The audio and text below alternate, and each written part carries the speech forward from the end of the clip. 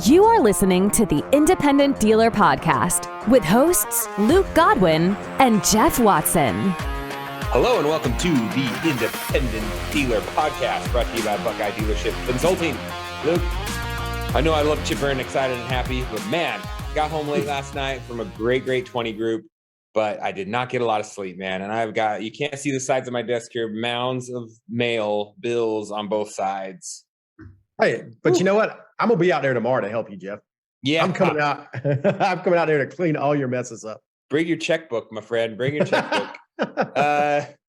Speaking of, I know we talked about this last week, but it seems like every week, I have one small variable line of credit that I have open. Well, it's on an amortization. I'm paying it down. They didn't want to deal with me anymore because I'm a dirty buy here, pay here. But it's an adjustable rate, and it seems like every week I get a rate adjustment notice. Yeah, I mean, so I'm at 10.5% interest. Ooh, buddy. And it's like 300,000, right? So it's not a huge jump, but those guys that have got like 3 million on adjustables. No. How about those guys that have 20 million on? Yeah, 20s and 30s. Or 15 million on it. I'm telling you, we were sitting there in 20 group, and there are people, and I've said this number before. I'm going to say it again because I'm not sure it sinks into people's brains how important interest rate is. We have people whose monthly expenses have gone up $40,000 and $50,000 on the interest expense alone every month. That is $500,000 to $600,000 a year. Yeah, and it's something we discussed. Money. Well, the thing we started discussing during our last meeting was how do you cut expenses, to alleviate that, because you can't find $40,000 and $50,000 to cut expenses. You can't. It doesn't happen. Well, I'll tell you what, we definitely cut expenses this weekend in our 20 group. We stayed at the Pink Palace and we ate at the Sea Hag. So I'm expecting the lowest pro rates I've ever had in my entire life. And I say this joking because my moderator, Ben, admitted that he doesn't really listen to the podcast, but he was scared that I was going to put him on blast for what is in the top 3 most ghetto 20 groups I've ever had. St. Pete's. It was I never even heard of the place you went to. There is I think there was some disconnect in the higher ups, in the event planning coordinators. So I think they were so excited about the DPG announcement. That's all they focused on. So we got a last minute reservation and they took us to the Sea Hag for dinner. It was interesting, but I learned a lot of stuff still, regardless. It's something interesting to be said about that. I know that the groups were brought back together, and I'm thankful for that. I just hope that we get the same level of service from DPG as we did. The same level of service from NIADA as we did from DPG is all I've got to say. I have the feeling your size of group definitely will. You guys you're a large group. Not a lot of people you want to get pissed off. Our group's good. I've got a couple more spaces too. If you guys are looking to get an average size buy here, pay here group, give me a holler, reach out to me. We got 3 spaces left, and I think we're going to cap it. We've got a lot of great dealers in the group. Anyways, but I did bring home a lot of good notes. The Sea Hag. That is. Yeah. I mean, who would name their restaurant Sea Hag? Yeah, that's a whole nother story we'll get into sometime. But it was interesting. One of the things that I did take away amongst many things, and what I wanted to pass by you is we had a presentation done by a large buy here, pay here, right? And they kind of showed us a lot of their policies and procedures, their onboarding, all their documents. And these guys have I don't remember the numbers, but let's say it was a $15 million portfolio or something bigger with a 5% delinquency, 5% delinquency historically ever. Bull crap. No. Hey, this is they're JD buy writers. So all this is in their CRM, documented, hard to cheat. They can't. So hold on. I've sat in so many 20 groups with JD buy writer people over the last bit, and the way they do things is so different from the way we do things. Oh, for sure. Regardless of what they're... It's not 5%. They're lying. my point is they're running a tight ship. No, they're not. 5% is a lie. They're running a lying ship. 5% delinquency is. There's no possible way. There's no possible way bad credit people can run at 5% on a $15 million portfolio. It's no chance. That is a 100% lie. All right. Well, we're gonna bring him on. You guys are gonna battle. Anyways, not the point. The point is some of his training material. And one thing they said that I believe in is, he says, hire the smile, train the skill. Right? Mm-hmm. Don't worry about finding someone with experience here, there, and there. And really, it's hit me a lot lately as we hire people here. I just want someone I want to hang out with. Like, I don't want an interview. I want to have a bunch of applicants come to the golf course with me or come to the Top Golf. Let's hang out for an hour. And whichever ones I really enjoy being around, you're hired. I don't even care what your skill level is. I don't know what your experience is. I will teach that. It's not hard, whether it's sales, collections, anything outside of being a mechanic. Like, I can teach you that in a couple of weeks, months. What I can't teach is you to be a good, happy person that I enjoy being around. I think you're right to a point. You can't train attitude, and you can't train jovialness, if that's a word. But you can train someone to learn how to sell if they have the right demeanor, right? Some people are not going to be okay on the phone, even if they have a happy demeanor, right? So that's a little hard to train maybe a collections person. I'm gonna lean the other way, and I've been this hire the smile, train the skill for a long time, and we do a lot of training. But what I am noticing, and this is with managers, I know we're not speaking about managers right now, but I am beating my head against the wall training managers, and it's getting harder and harder. And what are they not getting? What do you think they're deficient in? The knowledge of the business. And no matter how much you train that knowledge, I can't get them up to speed fast enough. Now, I'm not saying a year from now they're all up to speed, but it's frustrating. And maybe I just haven't given it enough time. But training managers is really, really difficult because some people just don't know how to manage people, and some people just aren't organized enough maybe to be a manager. So I think that there are certain skills that people have to have that you just can't train. Yeah, I would definitely agree with you that on the margin, you have someone who's just a happy-go-lucky guy. Sure, they probably lack a lot of organizational skills, right? And when you say train managers, and I know some of our dealer friends have posted about this lately, trying to find a good GM to run a second or third location. It's like catching lightning in a bottle, right? Like, it's a needle in a haystack, sure. Someone who is good enough to run a dealership and will run your dealership and not want to own the dealership. Yeah. And to be content. And I'm 100% lucky. I mean, my number one guy, Adrian, is like, I mean, that's like hitting the lottery. Great guy. Yeah. Runs a dealership, takes care of everything. And when you find those types of people, it is super rare to be trustworthy. You trust them with your bank account. You trust them with your portfolio. You trust them with underwriting and training and saying the right thing.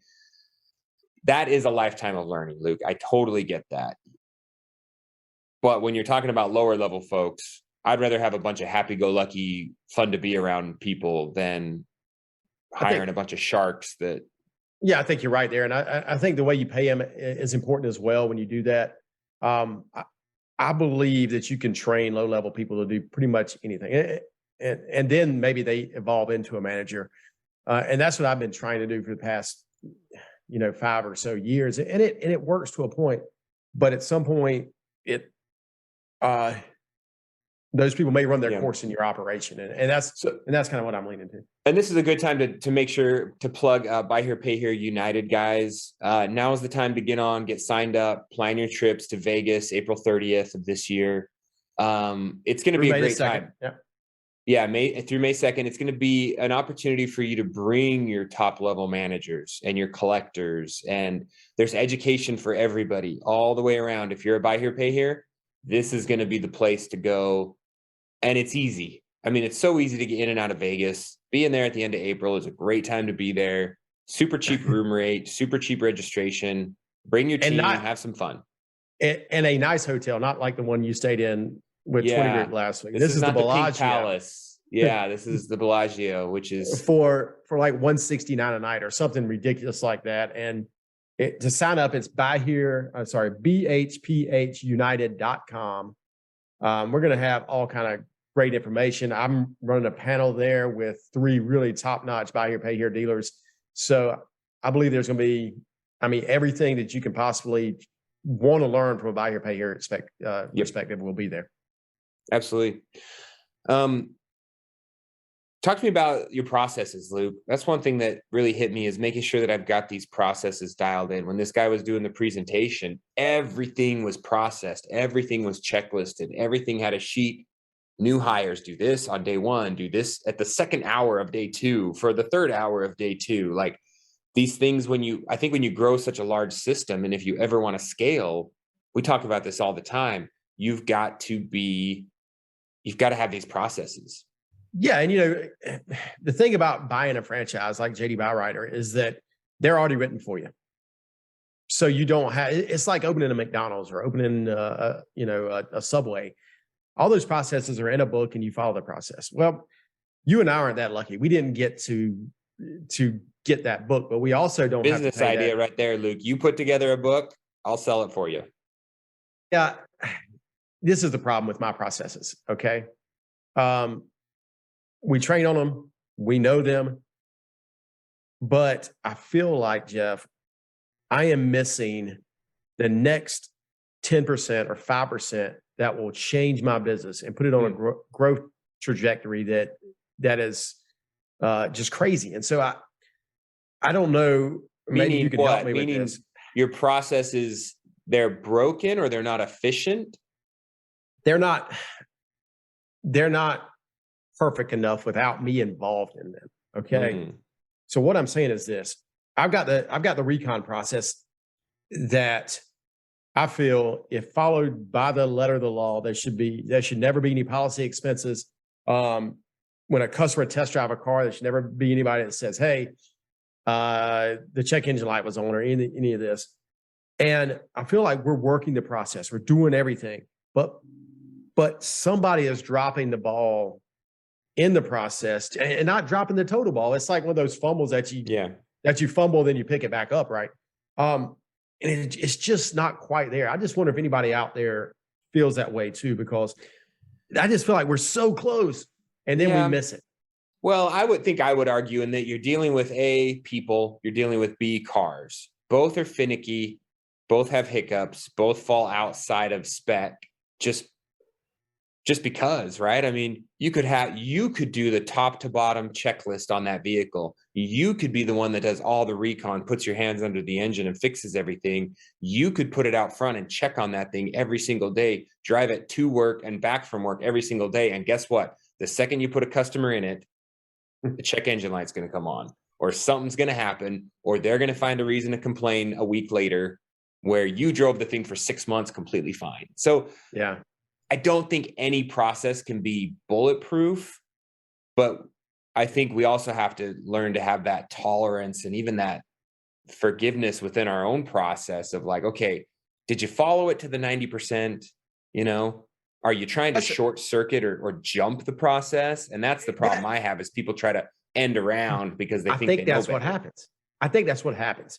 Or they get the car to a process, get it to the end of the process, and then they just get tired of that car and move to something else, right? Yeah. And so it's like, y'all, I don't know. So put the floor mats in the vehicle. You detailed the whole thing. Like, just finish it with the floor mats and the stickers. What happened? Pop the trunk and verify that you actually detailed the trunk, right? Yeah. So this is my problem. I have all these people checking it goes through, before a car gets to my front line, it goes through a minimum, Jeff, a minimum of 1, 2, 3, 4, 5, a minimum of 5 people.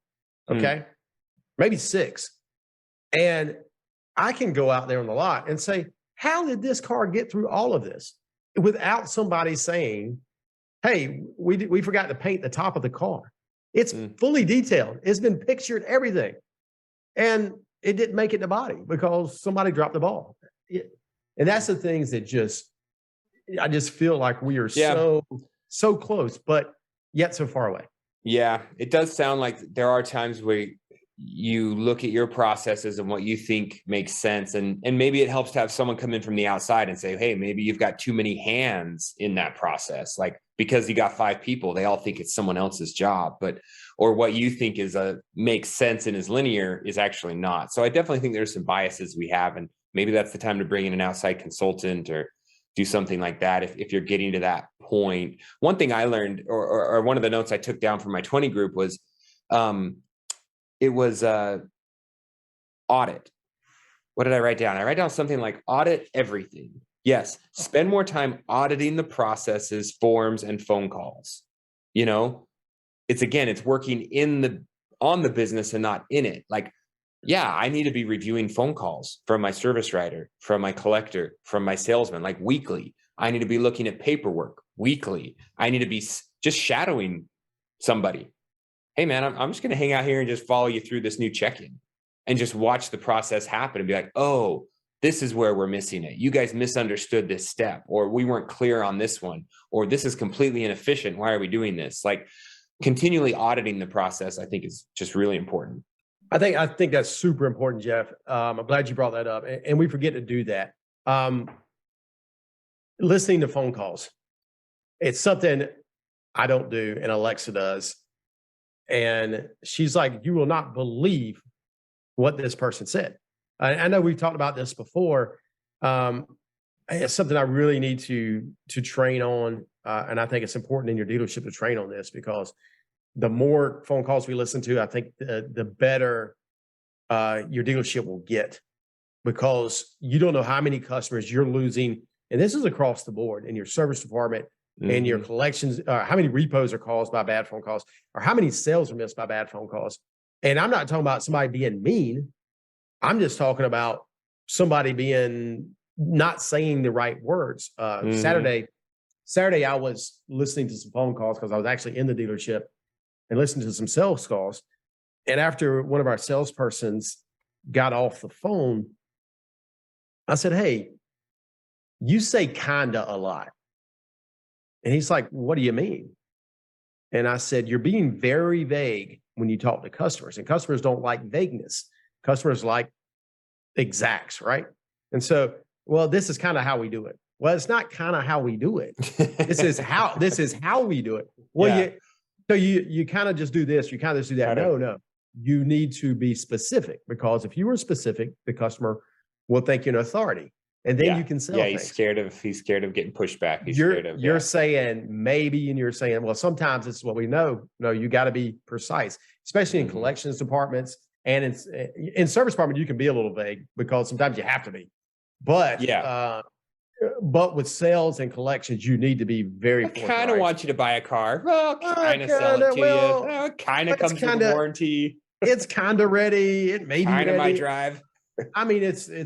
You really need to listen to specific words your collectors and your sales staff say, because it really, really, really matters. Yep. And it's building out those processes. And to plug Buckeye here, I have got to get my CPI process dialed in. Talking to some of the other dealers in my group and them talking about the money they bring in through their CPI program each month. I'm like, it is insane.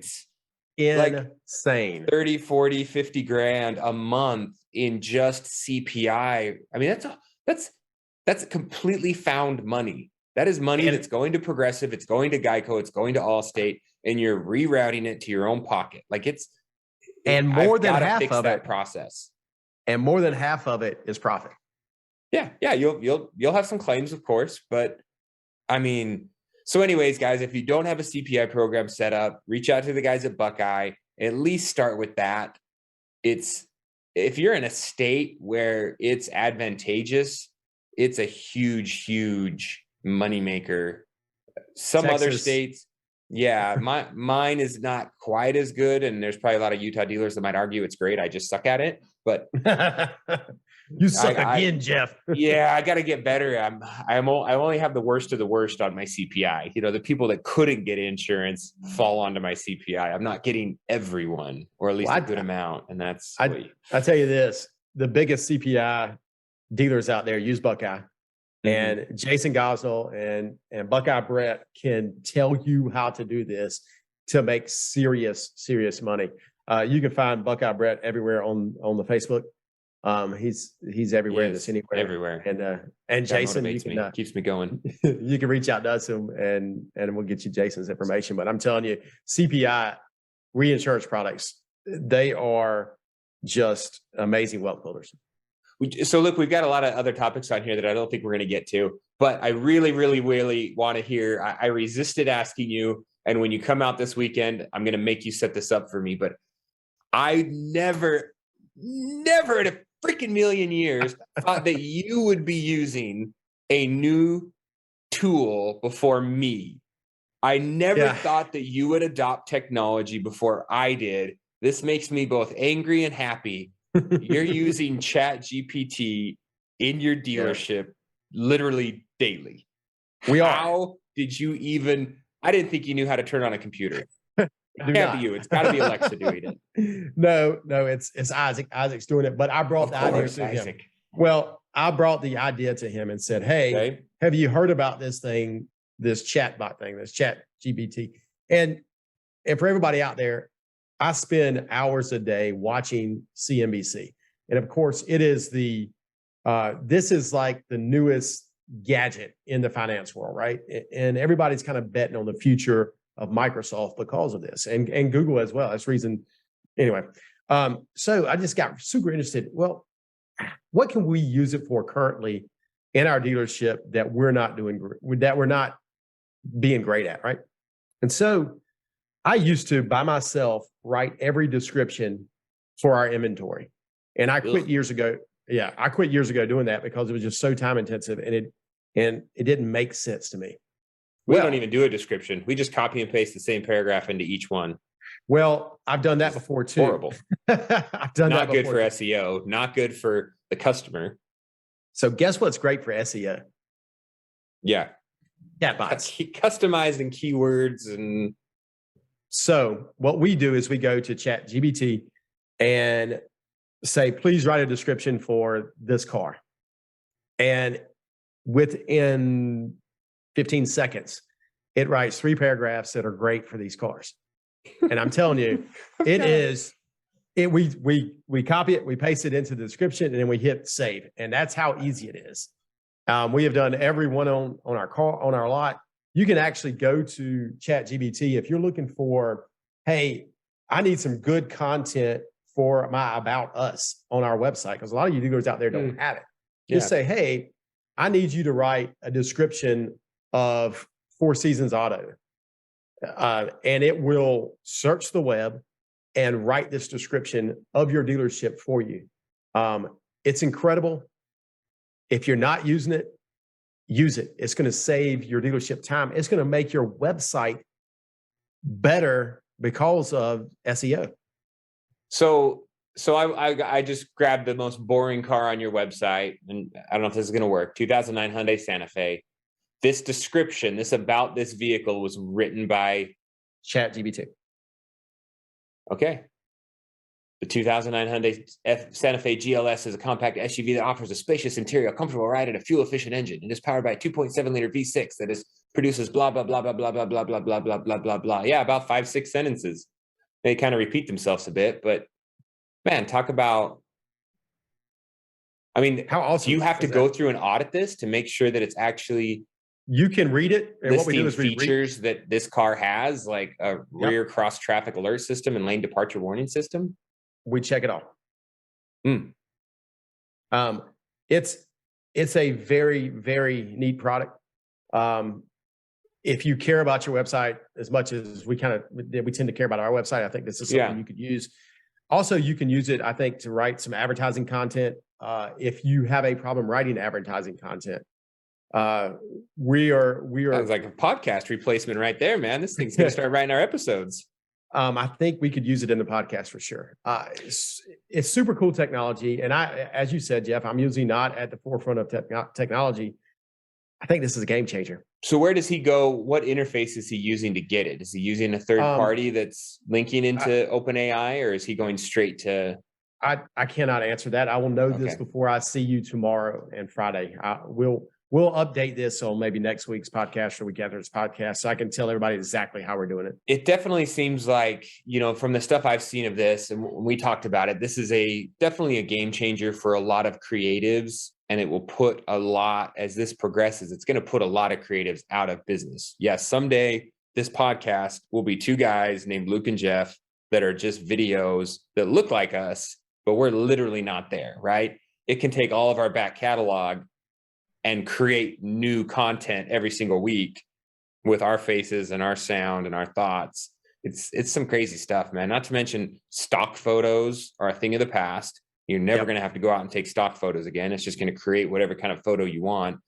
Descriptions about us, blog posts. Like if you want SEO on your website, you can generate dozens of blog posts every single day. I forgot we're using it. Yeah, we're using it for blog posts too. We just started that. We haven't posted them yet, but that's what we're doing. It just seems like it's an arms race because Luke's going to start doing it on his website to boost his SEO. The guy down the street's going to start doing it. The new car store is probably already doing it. Yep. And now you've got this arms race, almost like your Google listings, your Google reviews. If you're a small dealership in a small area and you don't have 100 to 500 reviews, you're not even in the game. It's something I'm glad you brought up Google reviews. I challenge everybody out there listening right now. If set yourself a goal for Google reviews this year, Jeff. We did it internally, and we're gonna damn the torpedoes. We're gonna get there for this year. And this should be part of your goal setting every year because it does matter. Yep. All these things matter. Every time you learn how to use a new technology, you got to use it, right? Yeah. My Google reviews are weekly. We set weekly goals with the team. It's a number that we track, one of our KPIs, along with sales, along with leads, along with delinquency. We track Google reviews for both stores because it's so important of a number. Yeah. We have the stupid spinning wheel. We incentivize for reviews. Like, I think that's the number one reason we show up well. And we know it's a very, very large reason why people buy from us. I read your Google reviews. Yep. One more time, Luke, Primal Lend, great sponsor of the podcast, great place to go get your capital. I think they're probably prime plus a couple points. So their money's even a little more expensive these days, but everybody's money is more expensive these days. Yeah. Yeah. Give my buddy Todd Yates a call. His number is 312-933-5338. That's 312-933-5338. Todd is an industry veteran that knows so much about ways to help your business grow. The easiest way for your business not to grow is not to have enough capital and not have your books in order. And PrimaLend can help you do both. They can give you capital to grow. They can give you capital to buy your property your own. So all these things PrimaLend does. They're really a great partner in the industry, and they will be at Buy Here, Pay Here United as well. They're a big sponsor of them. So give them a call and grow if you can and if you want to. And you got to own the land under your dealership. Oh my gosh. It's just try the best you can. Get an SBA loan, get seller financing, go to PrimaLend, do what you got to do to own the land under your dealership. I think that's just crucial. I've talked to a dealer here locally the other day that had to move because his property got sold out from underneath him. So he's in limbo for like 3 or 4 months, nowhere to go. You can't find a property, nothing in the city.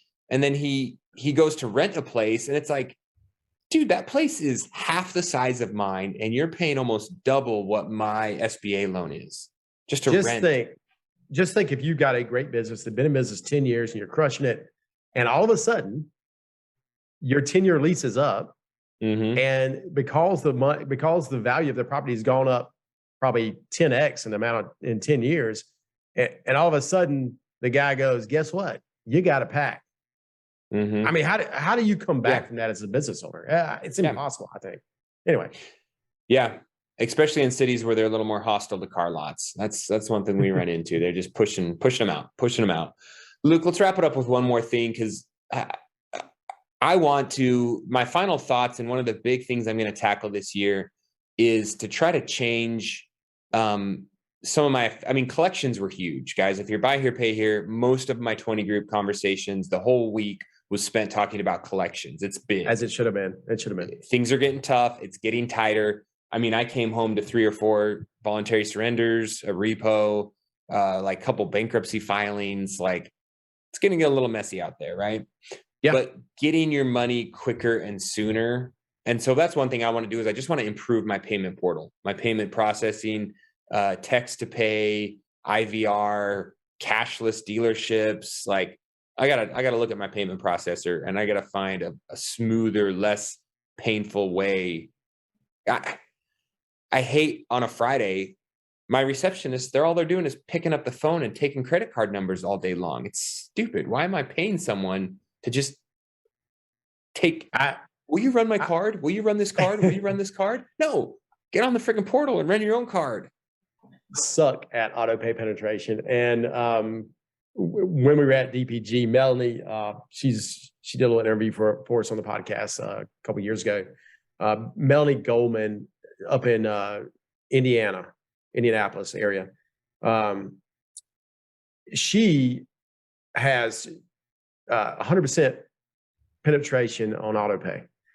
And what it did to her delinquency numbers after she committed to auto pay is mind blowing. It's one of those, people that were, let's say, 17% or, 20 something percent, and dropped it to those, 10% numbers or whatever it is. It cut her delinquency in half because of maybe even 3/4 by what she did. And it's a commitment. It's commitment from, just like getting Google reviews, it's commitment to have everybody on board to get auto pay. And also it's technology. Just like getting CPI. Just like CPI. Yeah. It's but you know what? You may not have the right technology to do it the most effective way. And so there's a lot of new people out there that are offering different technologies for incentivizing auto pay and to make it easy for customers. And it's something that we all should look at. We should audit our vendors and see if there's a better way to do what we're doing. Yeah, better and sometimes cheaper to the dealership, right? There's definitely third-party providers that can charge a convenience fee for one-time payments, right? That's a big issue for me. Like, hey, if you don't want to be on auto pay, that's fine. But if you make a one-time payment on the app or at the 7-Eleven, you're going to be charged a convenience fee, right? So get back on auto pay, update that credit card. I know a lot of our customers are so scared to be on auto pay because they don't know if the money is going to be there. And even if it is there, they don't know if they want to spend it on the car payment just yet, right? They don't want you sucking out their last $400. So there's got to be a level of reassurance, and a level of retraining these customers, like, hey, this is how it works. Mr. Customer, we only do payments through auto pay. Please write down your debit or credit card number. That's just policy. It's the process for us. It's done every single time. And we have fairly high auto pay penetration. Now, getting them to stay on it is a whole nother thing, right? So every time you do a promise to pay, every time you do a payment arrangement, every time you do goodwill, it should be conditional on them getting back onto auto pay. That was mind blowing to me that I don't know why I've never thought about that, but we focus on promise to pays. That's like our golden arrow, right, for collections. And we measure the percentage, we measure the 1 day percentage, the exact day percentage. And I've trained to this, and the more I've trained to this, our delinquency has come down. I mean, a lot, substantially year over year. But my mind was blown. Somebody said, well, if you're taking the promise to pay, you better have them set up for the auto draft on that day. And I'm like, why have we not been doing that? That is so simple. I mean, it's just like, my mind was blown. Anyway, It's just the little things you can do to make it easier for the customers and get everything right. Yeah. And you got to have a system that makes that possible. Oh, to schedule the payments, to schedule automatic text messages, to schedule, quick wallets that have their Venmo and their Cash App and their Zelle and all these different places these people have money. You've got to be able to integrate those in and be able to get their money from them. Because if there's any friction, I know for me, man, if there's friction, if someone sends me a freaking invoice and I have to like put it into QuickBooks and print a check and do this, it's delayed. But if it's a QuickBooks link and I click on it and my credit card's automatically linked to my QuickBooks and I can hit pay, it gets paid within the minute, right? So our customers are no different. It's just got to be easy. You know how many times that I have almost bought things on a social media app, but then it was a problem to do and I just didn't do it. It doesn't auto-populate, and then you're like, oh, I'll just jump over to Amazon and buy it. Oh yeah, or so it's.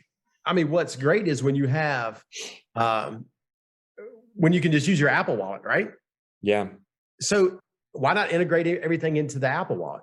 All of these things lead to frictionless buying, because let me tell you, if I can just double click and look at my phone and it pays for it, oh my gosh, that is so easy. Yeah. Yeah, it is easy. Got to make it easier for our customer. Yeah. Speaking of easy, guys, this is our ask. Leave us a review. It has been a good minute since we've had an updated review on iTunes. So we'd really appreciate it. If you get any kind of value or any kind of interest from this, just click over, leave us a review, say, Luke's annoying, Jeff's a good looking bald guy, whatever it is, it doesn't matter. It just helps us in the algorithms to boost it up. And thank you, those that listen to YouTube. The YouTube channel is growing way, way faster than any other area. And of course, our newsletter. You don't want to miss out on the newsletter. The reason the YouTube is getting so much action is because we're such handsome fellows, Jeff. Yeah, it's got to be. I don't know any other reason. Yeah. The newsletter though is good. I actually use it, which is funny. I help, produce the content. Luke does the videos. I don't watch the videos.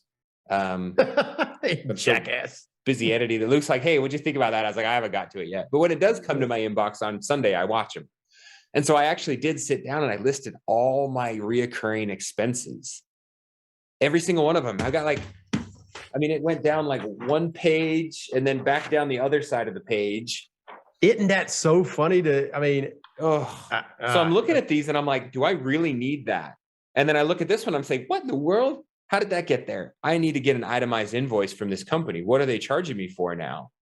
And sometimes you find things in these bills where it's like, well, I've been paying $200 a month for some online customer service. What are you even talking about? I don't even use that customer service. No one has logged into that in 6 months, 8 months. Like, cut it out.